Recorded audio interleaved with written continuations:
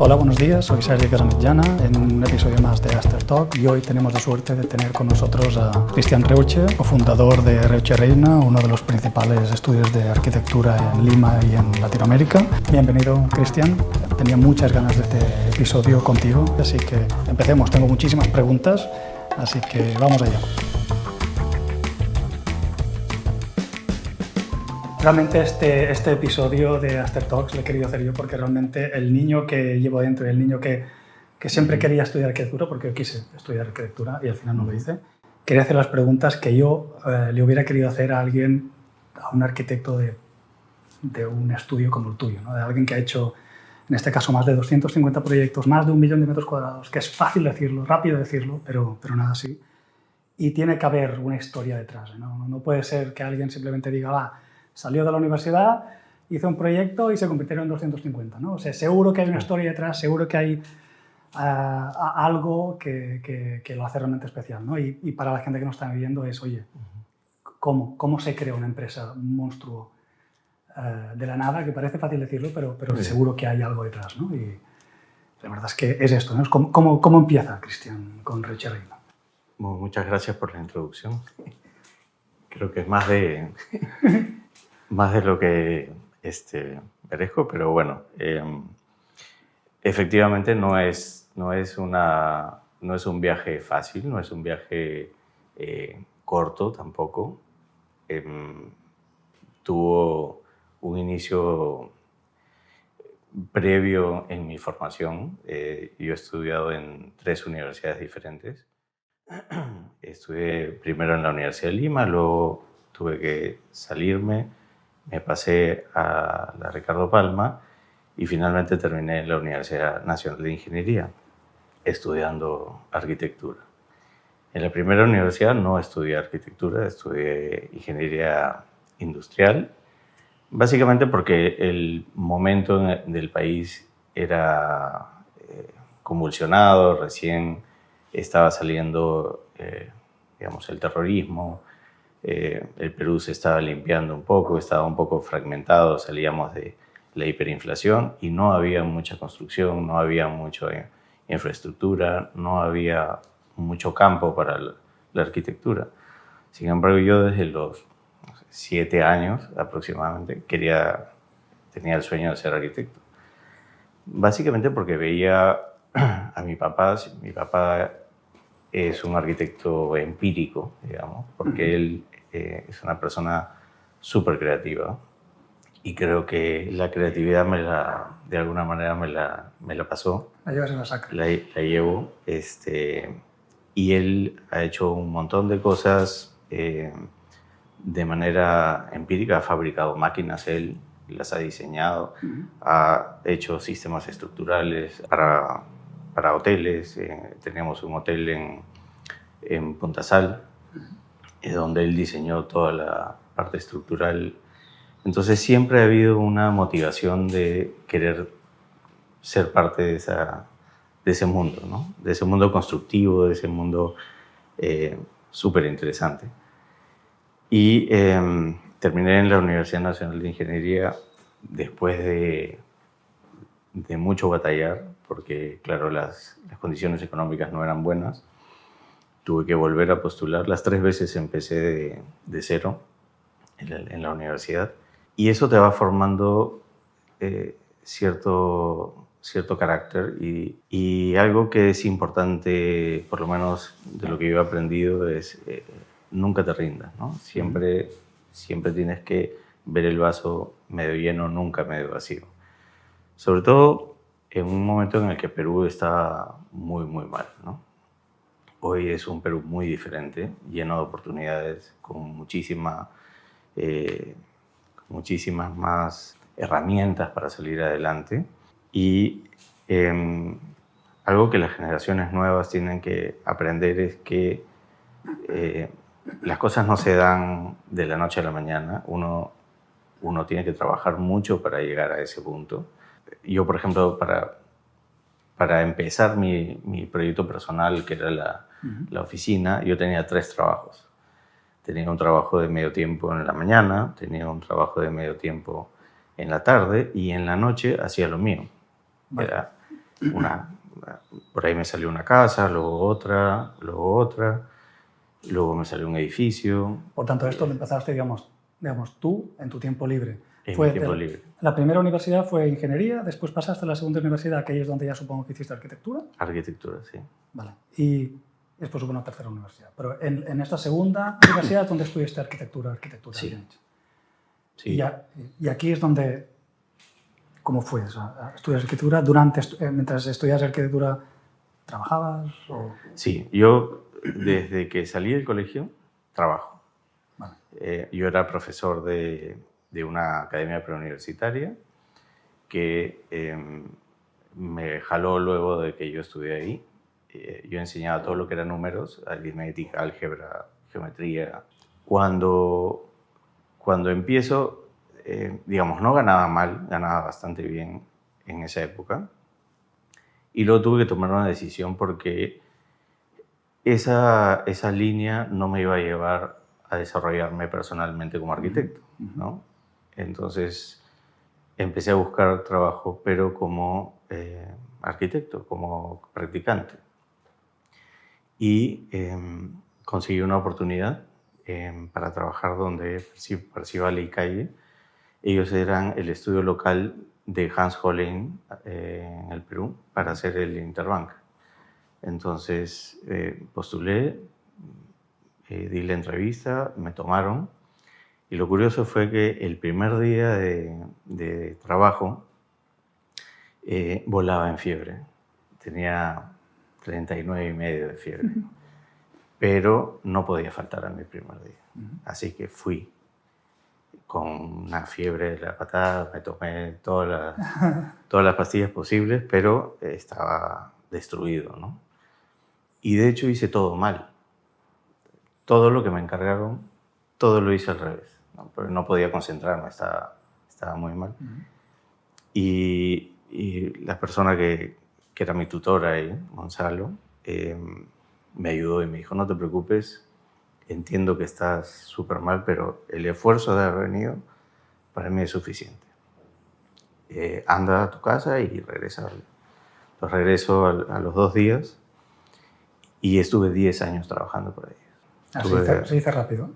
Sí, pasa muy rápido. Los siguientes 10 años estuvo trabajando y aprendiendo. Aprendiendo mucho, sobre todo, no solamente de arquitectura. Yo creo que uno, cuando empieza a trabajar en un sitio, no solamente debe enfocarse en lo técnico o en la parte solamente profesional, sino también en la parte humana, ¿no? Jaime Percival fue como un segundo papá, ¿no? Había muchas enseñanzas, sobre todo de ética de trabajo, de compromiso con la carrera, compromiso con uno mismo, ¿no? Más que con una oficina, es el compromiso que uno tiene que tener consigo mismo para salir adelante. Y eso se me quedó grabado toda la vida. Y eso es lo que hice. Al final trabajé un tiempo con él, trabajaba en otro estudio de arquitectura y empezaron a fluir las cosas. Dejé uno de los estudios, el otro me pagaba, digamos, los gastos fijos y empecé poco a poco a empezar a trabajar con algunos desarrolladores inmobiliarios que en esa época recién empezaban todos. Creo que era un medio todavía muy, muy empírico, ¿no? No tan profesional como puede ser hoy día. Y empezamos a trabajar con una inmobiliaria, luego con otra. Como las cosas se empezaron a dar, dejé el otro trabajo y me enfoqué en lo mío, ¿no? Y así empezamos. Empecé primero con un socio, todavía no era Atelier Reucharreina, y empecé a ganar, digamos, experiencia y confianza. Y luego yo ya conocía a Augusto desde hacía mucho tiempo. ¿Desde la universidad? No, él estudió en la Ricardo Palma y yo estudié en la uni en esa época. No coincidimos en la universidad, pero éramos amigos de la vida. ¿no? O sea, pero no profesionalmente, ¿no? Es como que No. coincidisteis en algún proyecto, no. De hecho, él me llamó para entrar a un concurso, el que ganamos el concurso, y empezamos a trabajar juntos y hubo tan buena química y sinergia entre los dos que dijimos, oye, ¿por qué no hacemos otro proyecto juntos? Y de la nada no nos habíamos dado cuenta, ya teníamos 1 año y medio trabajando juntos, con muy buenos resultados, y dijimos, oye, ¿por qué no formalizamos esto y nos asociamos? Y así nace Reuche Reina, ¿no? ¿De cuánto tiempo? ¿De qué año es más o menos esto? Esto es más o menos 2010. O sea, de 15 años, ¿eh? Sí, 15 años. Y en realidad octubre creo que es 2009, algo así, casi 2010. Pero así nace un poco, cada uno tenía experiencias diferentes y veníamos de escuelas diferentes. Ricardo Palma tiene una línea de diseño y la UNI tiene otra línea de diseño. Pues estás hablando de diseño, no estás hablando que uno sea más de números y otro más creativo. O no, eso finalmente se empezó a dar después, porque algo que aprendí, digamos, con mi primer socio, es que los dos no podemos hacer lo mismo. La base de una sociedad también tiene que ver con que se complementen, ¿no? Decidimos que Augusto, que tiene un perfil súper creativo también, pero es súper gerencial, trabaja muy bien en la parte numérica, entiende muy bien el negocio, y yo veía la parte operativa más del diseño en sí, de la operatividad diaria, ¿no? Y los diseños, pero siempre conversamos sobre los diseños que hacemos, ¿no? Porque para mí es muy importante su opinión con respecto a lo que hacemos, porque finalmente eso es lo que hizo que seamos conocidos también. El ADN del atelier al final es el input un poco de los dos, ¿no? Es un poco de los dos. Siempre hay decisiones, y la parte financiera lo mismo, ¿no? Los dos hemos crecido, porque creo que ninguno de los dos hubiera llegado donde hemos llegado quizás solos, o nos hubiera costado más, ¿no? Hubiésemos de repente hecho otro camino, pero es un camino súper interesante, entretenido. Mucha paciencia, por lo que veo, porque al final empezamos, ¿no? Es decir, la historia empieza, estamos en la universidad, entré a una empresa, estuve 10 años, no sé cuántos proyectos hiciste en esa empresa, o estuviste tú directamente relacionado con estos proyectos durante 10 años, pero seguramente que un mínimo, un par de años o más. El Interbank tomó más o menos 4 años y medio, aprox. Vaya, más o menos. Y yo estaba dedicado solo a ese proyecto, porque era muy grande, y empezamos a hacerlo a mano. Porque en esa época, te hablo del año 96 más o menos, recién empezaba a verse algo de AutoCAD o de algún software de diseño, pero Hans no tenía AutoCAD en su oficina, entonces todos los planos eran a mano, lo cual era muy complejo. Pero imagínate, hoy en día que hacemos cambios casi diarios, especialmente en obra, por hacerlos a mano en ese momento. Sí, yo me acuerdo de haber hecho un corte del edificio, tenía 21 pisos más 5 sótanos, y empecé a hacer las escaleras, un corte de las escaleras en uno en 25, y ya lo había terminado. Me faltaban 3 rayas para terminar, y me dicen, vamos a cambiar la altura de piso a piso. No. Entonces y a la basura, ¿no? Porque eso no se puede modificar, ya está hecho a mano. Entonces es volver a empezar. En Rotring. En Rotring, claro. Sí. Y era volver a empezar. ¿Qué es? Sí, eran los estilógrafos estos que eran... Que cuando te equivocas, además, tienes que coger y hacerla con Gillette. Con la Gillette. Sí.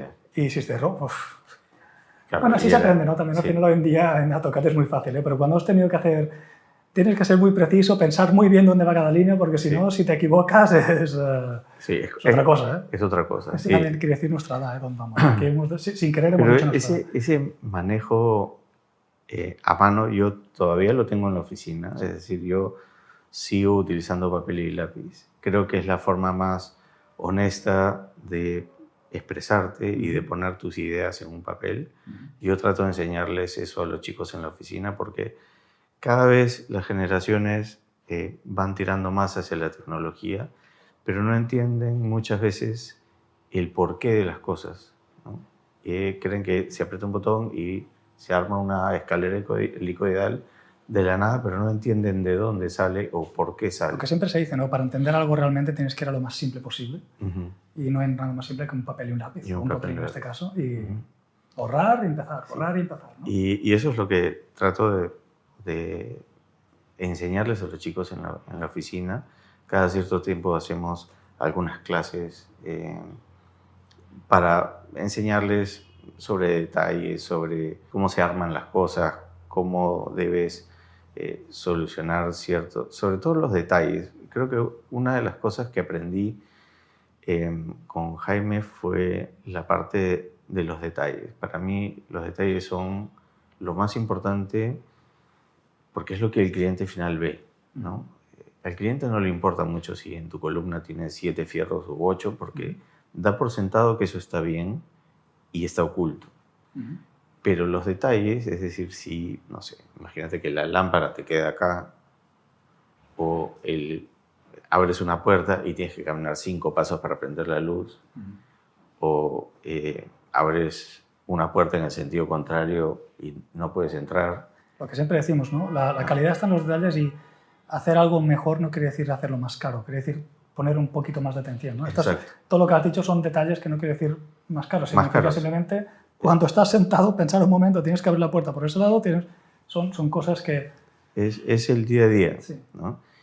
Y muchas veces hay gente que parece que no tuviera, no sé, no viviera en un departamento normal, pero diseña esos departamentos. Entonces, claro, abre la puerta y échate a buscar la luz, ¿no? Sí. ¿Cómo lo prendo? Ese tipo de detalles a veces está detrás de la puerta, ¿no? Y yo creo que se ha perdido mucho esa sensibilidad por parte de la tecnología. La tecnología resuelve muchas cosas, pero la tecnología no piensa por ti. Lo que uno tiene que hacer es pensar en las soluciones como el cliente final. Yo creo que cuando hacemos, sea una casa o sea un edificio, yo creo que el arquitecto está obligado a entender para quién diseña, porque no es lo mismo diseñar en un hemisferio que en otro, ni en no sé, en la sierra que en la costa o en la selva. Las condiciones climáticas, las condiciones ambientales, los vientos, hasta el gusto la idiosincrasia de cada persona. De cada persona. Todo es diferente, ¿no? Todo es diferente y uno tiene que aprender a asimilar eso y plasmarlo en una idea en papel y lápiz, por lo menos para mí. Porque tú empezaste haciendo casas. Yo empecé haciendo casas. Por tanto, empezando a hacer casas no te diré más fácil porque tienes mucho más trabajo, porque al final tienes que entender a la persona, tienes que ser medio psicólogo y arquitecto al mismo tiempo. Es mucho más complicado hacer una casa. Mucho más complicado. También más divertido. Sí, mucho más divertido. Es más divertido. Pero claro, cuando empiezas a hacer edificios tienes que entender, digamos, la media de tu comprador, que al final es casi ser un psicólogo, pero de average, ¿no? de medias. Sí, tienes que gustarle a la mayor cantidad de gente posible. Ahí está, ¿no? Y ahí es donde yo creo que los detalles a lo mejor cobran más, ¿no? Porque ya que a un cliente individual estos detalles se pierden un poco más porque en general le has hecho lo que él quiere. Después los detalles ya lo acaban de... Pero en este caso, cuando estás diseñado para muchísimas personas que además no conoces, como no puedes diseñar específicamente para ellos en lo general, tienes que ir a los detalles. Por tanto, lo que estabas diciendo, ¿no? Los materiales, la cocina, las distribuciones, o sea, ahí es donde el detalle cobra aún más sentido, ¿no? Porque no sabes si va a comprar una persona de 40 años, de 25, de la de Exacto.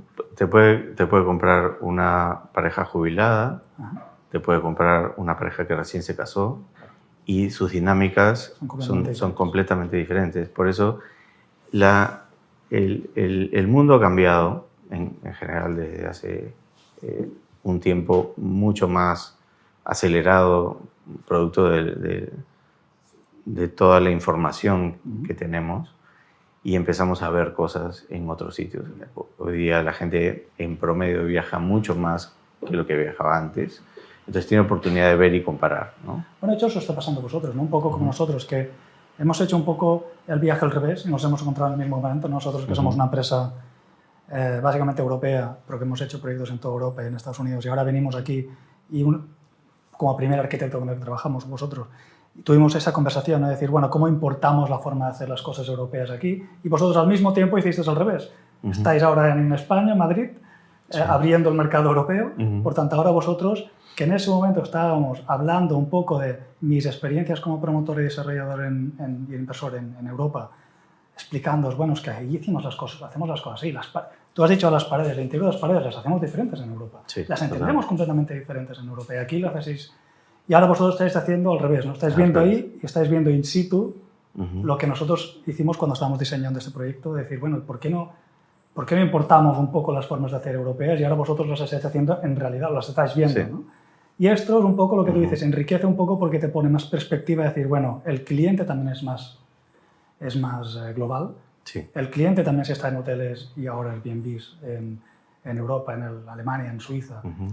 Y al final, es verdad que sí que no acaba de entender lo que hay dentro de la pared porque al final lo tienes que abrir y no la abren, pero esos detalles que tú dices que tienes y que los tienes gracias a haber estado y que tenéis una oficina en Europa, es mucho más fácil importarlo. También, unas cosas que hablábamos cuando nos reunimos contigo, ¿no? Es decir, aunque quisiera importar formas de hacer europeas, formas de construir europeas, el problema también es la mano de obra, ¿no? O los materiales. Aquí no existen ciertos materiales que existen en Europa.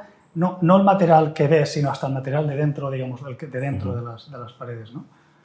Y esto, gracias a que estáis ahí también, lo estáis intentando importar, bueno, como mínimo lo podéis implementar un poquito más, ¿no? Porque hay ciertas cosas que aquí, por la misma dinámica de que al final muchos de los proyectos que se hacen también tenemos que entender que como promotoras y desarrolladoras lo que queremos también es hacer un proyecto que al final pues tenga sentido económico, ¿no? Y quiere decir que a lo mejor nos gustaría hacer las formas más europeas en ciertas cosas, pero tenemos que ceñirnos en el contrato, en lo que el mercado podría llegar a hacer, ¿no? Pero poco a poco se tienen que ir introduciendo estas cosas que vosotros estáis viendo ahora en Europa. Es decir, bueno, a lo mejor, si poco a poco introducimos las paredes de otra forma, que es más eficiente la construcción, que es mejor para el cliente, que además es más fácil el mantenimiento, no se rompen tanto, tiene como mucho sentido construir de otras formas que aquí, ¿no? Pero hasta que no has estado ahí, hasta que no tienes una compañía y lo ves in situ y ves cómo funciona realmente, ves cómo se construye realmente, ves cómo se diseña realmente, es difícil hacer ese paso. Y ahora vosotros... Sí, es lo que pasa cuando empezamos a hacer los proyectos inmobiliarios hace mucho tiempo. Por ejemplo, el cuarto de servicio era un must, ¿no? O sea, de todas maneras tiene que tener, no importa el metraje, da igual, tienes que tener un cuarto de servicio porque, por si acaso, comercialmente lo vaya a vender. Y esto siempre ha sido parte de esa idiosincrasia de falta, ¿no? De como veníamos de un país golpeado económicamente y sin saber qué es lo que va a pasar, la gente siempre decía, bueno, y si me va mal, lo vendo. Entonces, ese chip se ha ido rompiendo poco a poco y ha ido valorándose más la eficiencia del espacio, pero ese metro cuadrado es bastante caro, porque si empiezas a verlo, por ejemplo, en Miraflores o en San Isidro, en sitios consolidados con un montón de servicios, ese metro cuadrado podría estar en el dormitorio, podría estar en el baño, podría estar en la sala. Y esos metros cuadrados más bien tú los tienes distribuidos de una mejor manera, en los dormitorios o en la sala o en la cocina. Un poco lo mismo, ¿no? Como estáis ahora en un mercado que al final, por la misma evolución de los mercados mundialmente, pues al final estás en otra etapa como economía y como país. es normal pensar que a la larga todo tiene que tender a alguien que haya pasado por esto y que va a ir al mismo tiempo. Por tanto, ya que estás ahí y ves lo que está pasando en España, que estáis no sé cuántos años avanzados, pues al final dices, oye, esto lo puedo aportar aquí, ¿no? No solo el sistema constructivo, sino también el mismo diseño del apartamento en sí. O sea, que realmente es, digamos, es mucha trayectoria que puedes llegar a poner en simplemente un viaje, una trayectoria que habéis hecho, que hace poco que habéis abierto, pero que ya estás viendo proyectos ahí. Pero bueno, como ya me están avisando que nos quedamos sin tiempo, un placer tenerte aquí, Roche. Podríamos hablar horas, como a veces nos vamos a comer y se convierte en una comida de 2 o 3 horas. Muchísimas gracias por tu tiempo. Ha sido un placer tenerte aquí. Igualmente. Muchas gracias por la haríamos invitación. 4 podcasts más, pero no. Cuando quieras, yo 100% disponible. Muchísimas gracias por la oportunidad de conversar y que la gente vea un poco qué es lo que hay detrás de... Hay un grupo humano muy grande haciendo proyectos. Creo que la sinergia que hemos tenido entre Aster y Atelier ha sido importante. Creo que parte del éxito de un proyecto es que los proyectos no los hacen solamente los arquitectos, y eso creo que es algo que los arquitectos en general tienen que entender, ¿no? Yo no creo mucho en los star architects y que, digamos, solamente ellos tienen la razón. No, yo creo que los proyectos siempre son trabajo en equipo, de todos, del equipo de la inmobiliaria, de marketing, de ventas, de postventa, porque eso nos da mucho feedback a los arquitectos de saber qué sirve, qué no sirve, qué funciona, qué no funciona, y vamos empezando a trazar líneas sobre eso de cara a los proyectos siguientes. Creo que es importante que la gente sepa que para hacer un edificio necesitas detrás un staff de gente muy profesional y muy grande, todos trabajando justamente en esos detalles, pensando en cómo es que vas a vivir mejor en tu departamento. Y creo que eso Aster lo tiene muy bien digerido. Por la experiencia que tienen, además, no han llegado gratis tampoco a hacer proyectos en muchas partes del mundo. Entonces, creo que esa colaboración, nosotros hemos aprendido muchísimo de ustedes. Y ya verás lo que queda por venir, que tenemos cosas, ya verás. Y creo que... Nada, sí. Y creo que es parte de... Creo que nos llevamos súper bien y eso se transmite en el producto, ¿no? O sea, Reducto, Basadre, creo que son productos muy bien pensados, icónicos. Creo que van a marcar la pauta en cómo se hace. Cuando empezamos a diseñar, esta es la idea, ¿no? Hacer algo completamente diferente, porque ya que somos nuevos y tenemos que hacer un poco de disrupción, ¿qué podemos hacer, no? Y no es más tan difícil que decir dar más por menos, no hay más, ¿no? Exacto. Y en esto nos ha ayudado mucho. Así que un placer, muchísimas gracias por tenerte aquí, un placer siempre y nos vemos más.